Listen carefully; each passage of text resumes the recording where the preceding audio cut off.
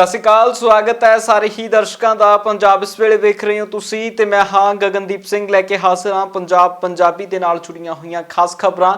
ਸਭ ਤੋਂ ਪਹਿਲਾਂ ਸਿੱਧਾ ਰੁਖ ਉਸ ਕਿਸਾਨੀ ਅੰਦੋਲਨ ਦੇ ਵੱਲ ਕਰਾਂਗੇ, ਜਿੱਥੇ ਕਿਸਾਨ ਹੁਣ 26 ਜਨਵਰੀ ਦੀ ਪਰੇਡ ਕਰਨ ਦੇ ਲਈ ਬਿਲਕੁਲ ਤਿਆਰ ਹੋ ਚੁੱਕੇ ਨੇ, ਕਿਉਂਕਿ ਕਿਸਾਨਾਂ ਨੂੰ ਪੁਲਿਸ ਦੇ ਵੱਲੋਂ ਸਹਿਮਤੀ ਜਤਾ ਦਿੱਤੀ ਗਈ ਹੈ। ਜੀ ਹਾਂ, ਕਿਸਾਨ ਪਰੇਡ ਨੂੰ ਇੱਕ ਤਰੀਕੇ ਦੀ ਮਨਜ਼ੂਰੀ ਦਿੱਲੀ ਪੁਲਿਸ ਦੇ ਵੱਲੋਂ ਮਿਲ ਚੁੱਕੀ ਹੈ ਤੇ ਹੁਣ ਕਿਸਾਨ ਆਪਣੇ ਪੱਧਰ ਦੇ ਉੱਤੇ ਵੱਡੇ ਟਰੈਕਟਰਾਂ ਦੇ ਕਾਫਲੇ ਦੇ ਨਾਲ ਦਿੱਲੀ ਦੇ ਵੱਲ ਰਵਾਨਾ ਹੋਣਗੇ ਤੇ 26 ਜਨਵਰੀ ਦੀ ਪਰੇਡ ਨੂੰ ਅੰਜਾਮ ਦੇਣਗੇ।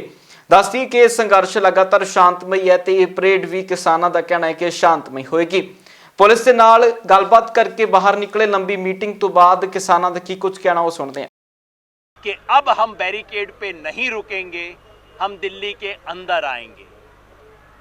आज मैं आपके सामने बताना चाह रहा हूं कि 5 राउंड बात के बाद ये सारी बातें कबूल हो गई हैं।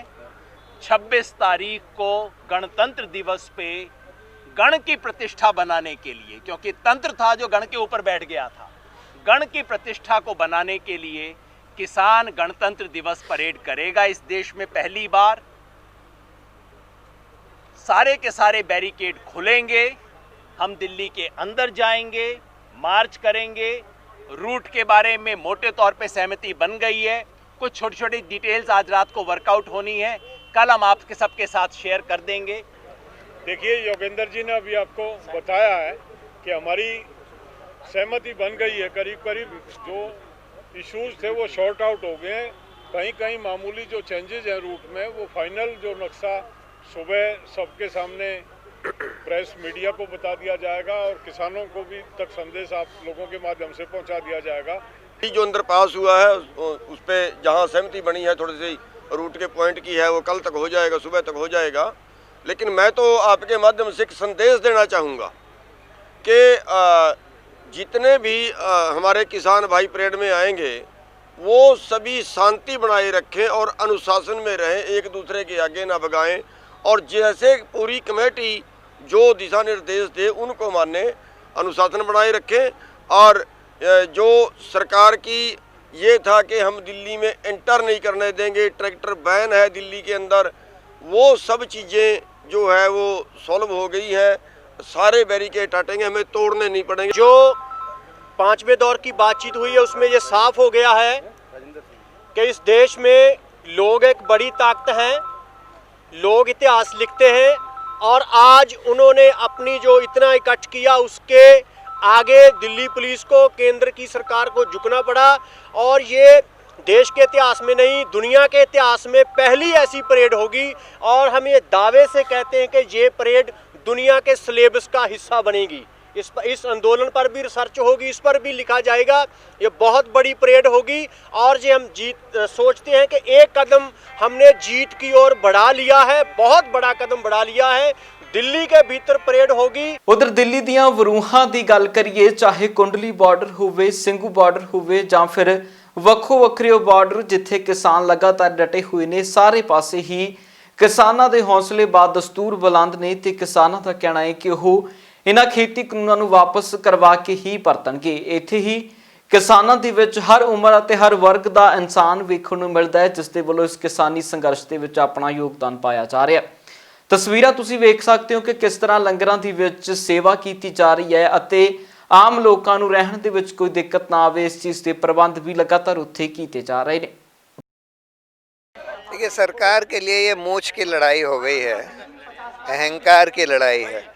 क्योंकि अगर वो कह रहे हैं कि हम सस्पेंड करने के लिए तैयार हैं, तो सस्पेंड भी तो कानून से ही हो सकता है ना। किसी कानून को आप सरकारी ऑर्डर से नहीं सस्पेंड कर सकते, कानून से ही कर सकते हैं। तो अगर कानून से सस्पेंड करने के लिए तैयार हैं 1.5 साल के लिए, तो विड्रॉ क्यों नहीं कर लेते? वो तो कह ही रहे हैं कि हम चर्चा करके संशोधन लाएंगे। आप फिर नए सिरे से चर्चा करके कानून ले आइएगा। विड्रॉ करने में क्या दिक्कत है? सिर्फ मूछ की बात है। सरकार को लगता है हमारी मूछ नीची हो जाएगी।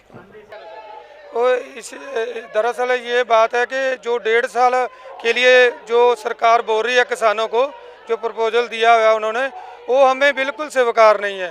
क्योंकि 1.5 साल के बाद हमें सरकार को लगता है कि दोबारा इतना बड़ा आंदोलन नहीं होगा इनका, तो हमें एक लालच दे रहे हैं कि ये ऐसे करके कि किसान वापस चले जाएं, उसके बाद दोबारा इकट्ठे ना होने दो तो फिर कानून लागू कर देंगे। एक बहाना बना लिया है सरकार। 1.5 साल में तो जी फिर वाए अदम लड़ाई रहेगी हमारी। 1.5 साल पाछे फिर इतने बटड़े होंगे, इब्बे आर पार की लड़न आ रहे हैं जी माँ में। बिल्कुल ना कोई भय है किसी चीज़ का, मरने का डर नहीं है। बेसिक भी कुछ भी करना पड़ जो किसान ने तो जी पुट्ठा नहीं हटाएगा। 26 जनवरी ਦੀ ਪਰੇਡ ਦਾ ਆਖਰਕਾਰ ਦ੍ਰਿਸ਼ ਕਿਹੋ ਜਿਹਾ ਹੋਣ ਵਾਲਾ ਹੈ, ਇਸ ਦਾ ਅੰਦਾਜ਼ਾ ਪੰਜਾਬ ਅਤੇ ਪੰਜਾਬ ਦੇ ਨਾਲ ਲੱਗਦਿਆਂ ਸੂਬਿਆਂ ਤੋਂ ਦਿੱਲੀ ਨੂੰ ਜਾਣ ਵਾਲੇ ਟਰੈਕਟਰਾਂ ਦੀ ਗਿਣਤੀ ਤੋਂ ਲਗਾਇਆ ਜਾ ਸਕਦਾ ਹੈ। ਪੰਜਾਬ ਦੇ ਹਰ ਇੱਕ ਸ਼ਹਿਰ ਅਤੇ ਹਰ ਇੱਕ ਪਿੰਡ ਦੇ ਵਿੱਚੋਂ ਟਰਾਲੀਆਂ ਦੇ ਵੱਡੇ ਕਾਫਲੇ ਦਿੱਲੀ ਦੇ ਵੱਲ ਰਵਾਨਾ ਹੋ ਚੁੱਕੇ ਨੇ ਤੇ ਨਾ ਰਵਾਨਾ ਹੋਏ ਕਾਫਲਿਆਂ ਦੇ ਲਈ ਹਰ ਕਿਸਮ ਦਾ ਪ੍ਰਬੰਧ ਵੀ ਰੋਡਾਂ ਦੇ ਉੱਤੇ ਕੀਤਾ ਗਿਆ, ਚਾਹੇ ਉਹ ਲੰਗਰ ਦਾ ਪ੍ਰਬੰਧ ਹੋਵੇ, ਮੈਡੀਕਲ ਸੁਵਿਧਾ ਹੋਵੇ, ਹਰ ਚੀਜ਼ ਦਾ ਪ੍ਰਬੰਧ ਇਹਨਾਂ ਦਿੱਲੀ ਜਾਣ ਵਾਲੇ ਕਾਫਲਿਆਂ ਦੇ ਲਈ ਵੀ ਕੀਤਾ ਜਾ ਰਿਹਾ ਹੈ। ਹੁਸ਼ਿਆਰਪੁਰ ਤੋਂ ਵੀ ਇੱਕ ਵੱਡਾ ਕਾਫਲਾ ਰਵਾਨਾ ਹੋਇਆ ਹੈ ਦਿੱਲੀ ਦੇ ਲਈ, ਜਿਸ ਕਾਫਲੇ ਦੇ ਵਿੱਚ ਬਜ਼ੁਰਗ ਤੋਂ ਲੈ ਕੇ ਹਰ ਉਮਰ ਵਰਗ ਦਾ ਨੌਜਵਾਨ ਵੇਖਣ ਨੂੰ ਮਿਲ ਰਿਹਾ ਹੈ। ਦੱਸ ਦਈਏ ਕਿ ਇਹ ਪੂਰੇ ਪੰਜਾਬ ਦੀਆਂ ਤਸਵੀਰਾਂ ਨੇ। ਚੰਡੀਗੜ੍ਹ ਦੀਆਂ ਤਸਵੀਰਾਂ ਵੀ ਇਸ ਤੋਂ ਬਾਅਦ ਵਿਖਾਉਂਦੇ ਆ ਕਿਸ ਤਰ੍ਹਾਂ ਚੰਡੀਗੜ੍ਹ ਦੇ ਵਿੱਚ ਇੱਕ ਟਰੈਕਟਰ ਮਾਰਚ ਕੱਢਿਆ ਗਿਆ ਹੈ ਅਤੇ ਲੋਕਾਂ ਨੂੰ ਦਿੱਲੀ ਪਰੇਡ ਦੇ ਵਿੱਚ ਸ਼ਾਮਲ ਹੋਣ ਦੇ ਲਈ ਪ੍ਰੇਰਿਤ ਕੀਤਾ ਗਿਆ। ਪਹਿਲਾਂ ਤਸਵੀਰਾਂ ਹੁਸ਼ਿਆਰਪੁਰ ਦੀਆਂ ਵਿਖਾਉਂਦੇ ਆ। ਸਿੰਘ ਜੀ ਵਾਹਿਗੁਰੂ ਜੀ ਕਾ ਖਾਲਸਾ ਵਾਹਿਗੁਰੂ ਜੀ ਕੀ ਫਤਿਹ। ਇਹ ਜੋ ਸਮੁੱਚੀ ਮਨੁੱਖਤਾ ਨੇ ਰੋਜ਼ੀ ਰੋਟੀ ਨੂੰ ਖੋਹਣ ਵਾਸਤੇ ਜੋ ਸਰਕਾਰ ਨੇ 3 ਬਿੱਲ ਪਾਸ ਕੀਤੇ, ਜਿਨ੍ਹਾਂ ਨੂੰ ਕਾਲੇ ਕਾਨੂੰਨਾਂ ਦੇ ਨਾਲ ਯਾਦ ਕੀਤਾ ਜਾਂਦਾ ਹੈ ਔਰ ਜਿਨ੍ਹਾਂ ਤੋਂ ਛੁਟਕਾਰਾ ਪਾਉਣ ਵਾਸਤੇ ਔਰ 6-7 ਮਹੀਨੇ ਤੋਂ ਲਗਾਤਾਰ ਕਿਸਾਨ ਅੰਦੋਲਨ ਸੰਘਰਸ਼ ਚੱਲ ਰਿਹਾ ਹੈ, ਸੰਘਰਸ਼ ਚੱਲ ਰਿਹਾ ਹੈ। ਉਸੇ ਦੀ ਕਾਮਯਾਬੀ ਵਾਸਤੇ ਅੱਜ ਹੁਸ਼ਿਆਰਪੁਰ ਜ਼ਿਲ੍ਹੇ ਦੇ ਵਿੱਚੋਂ ਸਮੁੱਚੀਆਂ ਜਿੰਨੀਆਂ ਵੀ ਪੰਥਕ ਜਥੇਬੰਦੀਆਂ, ਕਿਸਾਨ ਸੰਘਰਸ਼ ਜਥੇਬੰਦੀਆਂ, ਸਮਾਜ ਸੇਵੀ ਆਪਣੇ ਪੋਲੀਟੀਕਲ ਮਫਾਦ ਤੋਂ ਉੱਪਰ ਉੱਠ ਕਰਕੇ ਆਪਣੀ ਰੋਜ਼ੀ ਅਤੇ ਰੋਟੀ ਨੂੰ ਬਚਾਉਣ ਵਾਸਤੇ, ਜਿੱਥੇ ਕਿਸਾਨ ਉੱਥੇ ਨਾਲ ਆੜ੍ਹਤੀਏ, ਨਾਲ ਹੀ ਮਜ਼ਦੂਰ, ਨਾਲ ਹੀ ਪੱਲੇਦਾਰ, ਨਾਲ ਹੀ ਡਰਾਈਵਰ, ਜਿਨ੍ਹਾਂ ਦੀ ਕੇਵਲ ਤੇ ਕੇਵਲ ਕਿਸਾਨ ਦੇ ਉੱਤੇ ਸਾਰੀ ਰੋਜ਼ੀ ਰੋਟੀ ਨਿਰਭਰ ਕਰਦੀ ਹੈ, ਉਸ ਨੂੰ ਬਚਾਉਣ ਵਾਸਤੇ ਦਿੱਲੀ ਜੋ 26 ਜਨਵਰੀ ਨੂੰ ਕਿਸਾਨਾਂ ਵੱਲੋਂ ਟਰੈਕਟਰ ਪਰੇਡ ਕੱਢੀ ਜਾ ਰਹੀ ਹੈ, ਉਸ ਵਿੱਚ ਸ਼ਮੂਲੀਅਤ ਕਰਨ ਵਾਸਤੇ ਸਮੁੱਚੇ ਹੁਸ਼ਿਆਰਪੁਰ ਵਿੱਚੋਂ ਆਪਣੀ ਪਾਰਟੀ ਪੱਧਰ ਤੋਂ ਉੱਪਰ ਉੱਠ ਕਰਕੇ ਕੇਵਲ ਕਿਸਾਨ ਹੋਣ ਦੇ ਨਾਤੇ ਇੱਕ ਵੱਡਾ ਕਾਫਲਾ, ਜਿਹਦੇ ਵਿੱਚ ਸੈਂਕੜੇ ਟਰਾਲੀਆਂ, ਬੱਸਾਂ 10-15 ਔਰ ਇਸੇ ਪ੍ਰਕਾਰ ਛੋਟੇ ਵਹੀਕਲ ਹਨ, ਉੱਥੇ ਜਾ ਕੇ ਆਪਾਂ ਸਾਰਿਆਂ ਨੇ ਉਸ ਟਰੈਕਟਰ ਪਰੇਡ ਦੇ ਵਿੱਚ, ਉਸ ਸੰਘਰਸ਼ ਦੇ ਵਿੱਚ ਸ਼ਾਮਲ ਹੋਣਾ। ਉਹਦੇ ਵਾਸਤੇ ਇਹ ਸਾਰਾ ਉਦਮ ਕੀਤਾ ਗਿਆ। ਤੇ ਹੁਣ ਰੁੱਖ ਸਿਟੀ ਬਿਊਟੀਫੁਲ ਚੰਡੀਗੜ੍ਹ ਦੇ ਵੱਲ ਕਰਾਂਗੇ। ਚੰਡੀਗੜ੍ਹ ਦੇ ਵਿੱਚ ਵੀ ਕਿਸਾਨੀ ਪਰੇਡ ਦਾ ਅਸਰ ਵੇਖਣ ਨੂੰ ਮਿਲਿਆ ਹੈ। ਚੰਡੀਗੜ੍ਹ ਦੇ ਵਿੱਚ ਨੌਜਵਾਨਾਂ ਦੇ ਵੱਲੋਂ ਮਿਲ ਕੇ ਟਰੈਕਟਰ ਪਰੇਡ ਦੀ ਰਿਹਰਸਲ ਕੀਤੀ ਗਈ ਹੈ ਤੇ ਦਿੱਲੀ ਦੇ ਵੱਲ ਕੂਚ ਕਰਨ ਦੇ ਲਈ ਆਮ ਲੋਕਾਂ ਨੂੰ ਵੀ ਪ੍ਰੇਰਿਤ ਕੀਤਾ ਗਿਆ। ਪਿੰਡੂ ਸੰਘਰਸ਼ ਕਮੇਟੀ ਦੇ ਸਹਿਯੋਗ ਦੇ ਨਾਲ, ਸਾਰੇ ਪਿੰਡਾਂ ਦੇ ਸਹਿਯੋਗ ਦੇ ਨਾਲ, ਮੋਹਾਲੀ ਦੇ ਵੀ ਪਿੰਡ ਆਏ ਹੋਏ ਨੇ, ਉਹਨਾਂ ਦੇ ਸਹਿਯੋਗ ਦੇ ਨਾਲ ਅਸੀਂ ਅੱਜ ਟਰੈਕਟਰ ਰੈਲੀ ਜੋ ਕਿ ਇੱਕ ਰਿਹਰਸਲ ਦੇ ਤੌਰ ਤੇ ਚੰਡੀਗੜ੍ਹ ਦੇ ਵਿੱਚ ਜੋ ਪੰਜਾਬ ਹਰਿਆਣੇ ਦੀ ਰਾਜਧਾਨੀ ਹੈ ਉਹਦੇ ਵਿੱਚ ਕਰ ਰਹੇ ਹਾਂ ਜੀ। ਪੱਲੇ ਜੀ ਬਹੁਤ ਜੋਸ਼ ਹੈ ਜੀ।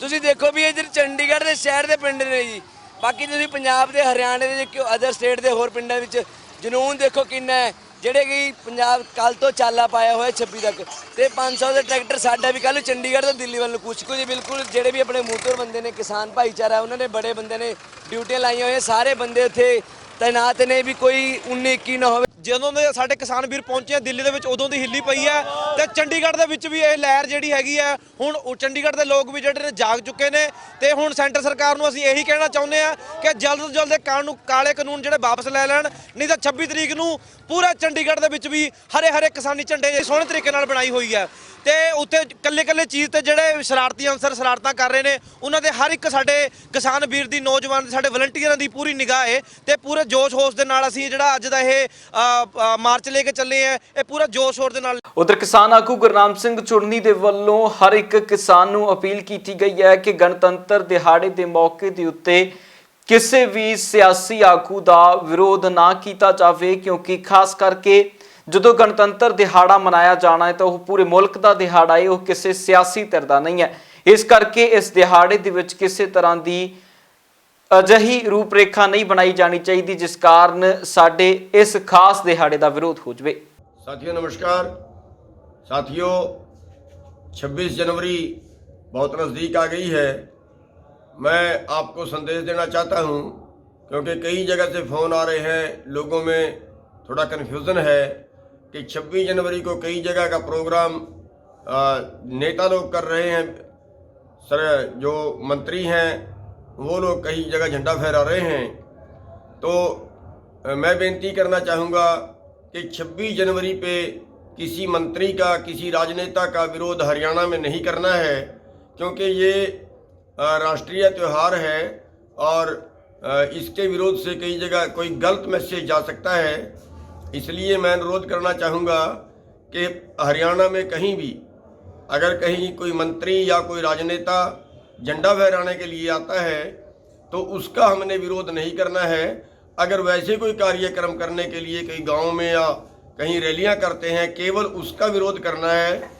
और जो 26 जनवरी है, मैं फिर एक बार बेनती करूंगा, हमारा कोई भाई किसी भी ज़िले में, किसी भी ब्लॉक में, किसी भी राजनेता का 26 जनवरी पे झंडा फहराने पे कोई भाई विरोध ना करे।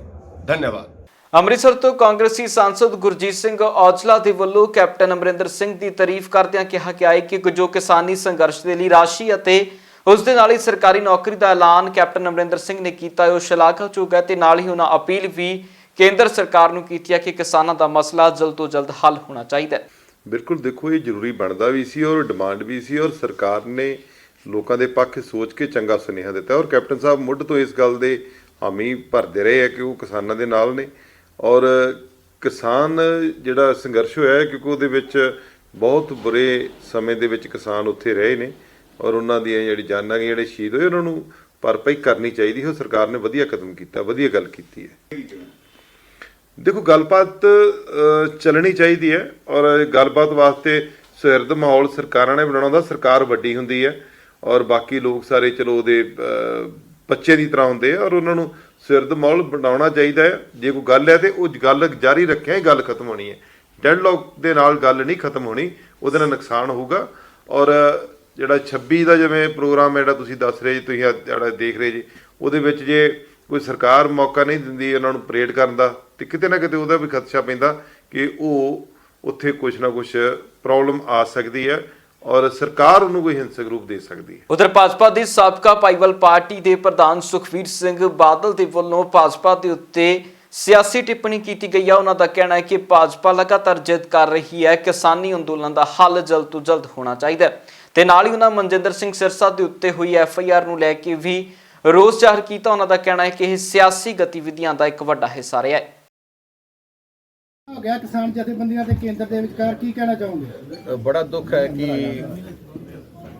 ਜਿਹੜਾ ਕਿਸਾਨ ਜਥੇਬੰਦੀ ਦੀ ਮੰਗ ਸੈਂਟਰ ਸਰਕਾਰ ਨੇ ਨਹੀਂ ਮੰਨੀ।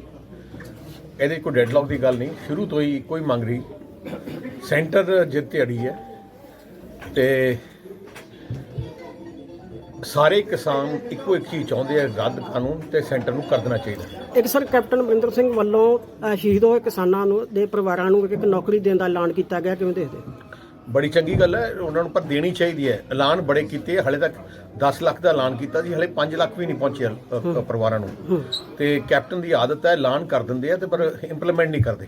ਸਰ ਮਨਜਿੰਦਰ ਸਿੰਘ ਸਿਰਸਾ ਜਿਹੜਾ ਕੇਸ ਦਰਜ ਹੁੰਦਾ ਉਹ ਬਹੁਤ ਉਸ ਪੂਰਾ ਝੂਠਾ ਕੇਸ ਮਨਜਿੰਦਰ ਸਿੰਘ ਸਿਰਸਾ ਦੇ ਦਰਜ ਕੀਤਾ ਗਿਆ ਹੈ ਕਿਉਂਕਿ ਮਨਜਿੰਦਰ ਸਿੰਘ ਸਿਰਸਾ ਦਿੱਲੀ ਗੁਰਦੁਆਰਾ ਪ੍ਰਬੰਧਕ ਕਮੇਟੀ ਦੇ ਪ੍ਰਧਾਨ, ਜੋ ਸਿੱਖ ਕਮਿਊਨਿਟੀ ਦੇ ਪ੍ਰਧਾਨ ਉੱਥੋਂ ਦਿੱਲੀ ਦੇ, ਉਹ ਲੰਗਰ ਸੇਵਾ ਲਗਾਤਾਰ ਕਰ ਰਹੇ ਸੀ, ਕਿਸਾਨਾਂ ਦੀ ਸਾਰ ਸਹਿਯੋਗ ਦੇ ਰਹੇ ਸੀ ਤੇ ਜਾਣ ਕੇ ਪ੍ਰੈਸ਼ਰ ਉਹਨਾਂ ਤੇ ਪਾਉਣ ਵਾਸਤੇ ਕਮਿਸ਼ਨਰ ਪੁਲਿਸ ਨੇ ਉਹਨੂੰ ਧਮਕਾਇਆ ਵੀ ਹੈ ਕਿ ਤੁਸੀਂ ਜੇ ਕਰੋਗੇ ਨਹੀਂ ਪਰਚਾ ਦੇਣਾ। ਤੇ ਅੱਜ ਝੂਠਾ ਪਰਚਾ ਦਿੱਤਾ, ਅਸੀਂ ਸਟਰੋਂਗਲੀ ਕੰਡੈਮ ਕਰਦੇ ਹਾਂ।